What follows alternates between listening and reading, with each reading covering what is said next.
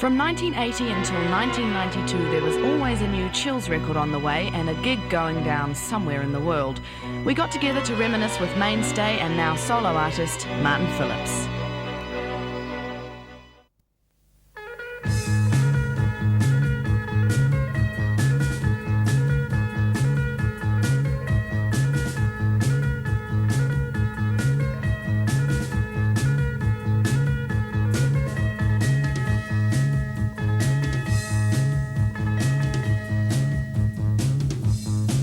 Chills formed in 1980 as a kind of post-punk band by then, I guess. We were the remains of a band called The Same, which was my first punk band that I was in, from 78 till early 80.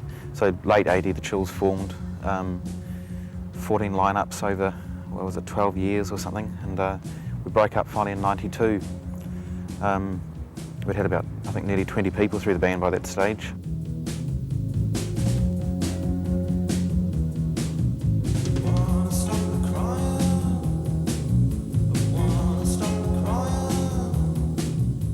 Some of the early stuff makes me cringe a little bit, but I'm not embarrassed about anything I've done, really. I mean, it was all, at least the intention was good, and you know, our ethics and ideals were very intact, thanks to the, you know, the overbearing presence of people like Chris Knox and so forth, who would have killed us if we'd stepped out of line and tried to be, you know, commercially viable, I guess.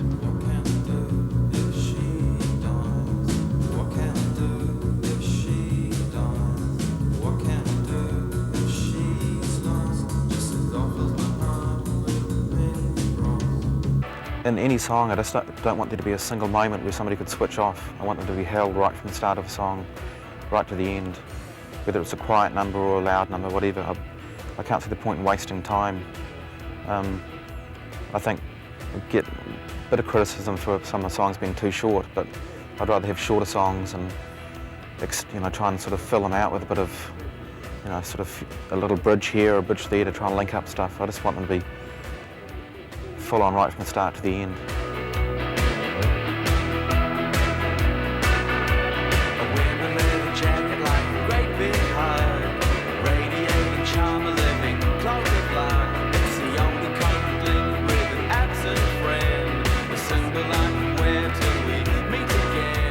All the producers I've worked with I've learnt an awful lot from, but I still haven't found the producer who really understands the kind of strange, you know, dare I say, somewhat mystical quality to some of the Chills music, as well as the sort of intensity and the rock side of it.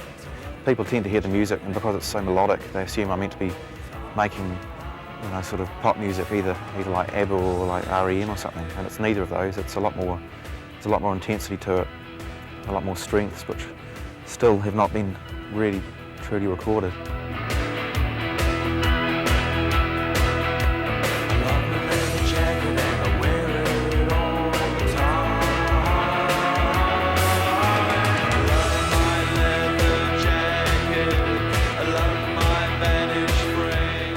Each of the 14 lineups of the Chills interpreted the music differently in their own way, as a different group of people would. Towards the end I became more and more a controlling figure, in the sense of I realised that it needed someone to focus the music. I had sort of originally hoped that I was going to end up with a chemical band, you know, like The Enemy or The Clean or the bands I'd seen around here, but it wasn't that type. It never was going to become that kind of group, and it took me a long time to sort of acknowledge my role as, you know, the sort of the key person, the overseer, I guess. But there was a lot of, you know, many talented people went through the band, and all of them added their own direction and taught me a lot as well.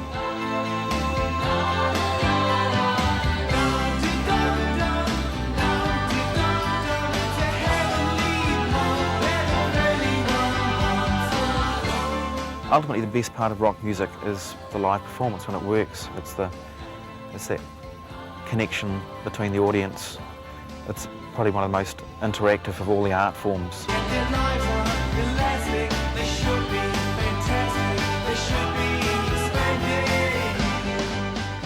The big problem at the end of the day was just finance. We couldn't afford to go any further London Records, who were have a label deal with Slash Records in the States. London Records weren't prepared to cover our expected loss for touring the UK and Europe. We couldn't afford to lose any more money, so it just ground to a halt. It all happened quite quickly over a period of about 2 weeks, and then it was just sort of over. And I guess like any relationship, sort of felt like running around bursting into tears or sort of jumping with joy, with such a weight off my shoulders, but also an end to a long, long chapter in my life, really.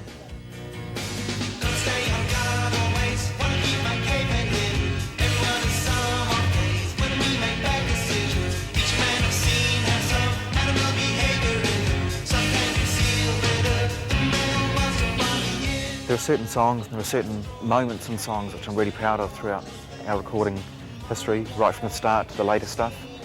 There are lots of great moments, great memories. A lot of them would be on the European tours in around '87. We were very much kind of suffering together as a band in a cold van without heating, driving around a hard European winter, and it definitely built a lot of solidarity together. Things like the playing to East Berlin years before the wall came down was a highly emotional event, really satisfying. We've had a lot of experience and it was really great, and it's by no means over. I mean, basically to me the only thing that's changed is the name The Chills has hopefully been put to rest, or has been made kind of volume 1 of the story as opposed to this ongoing saga.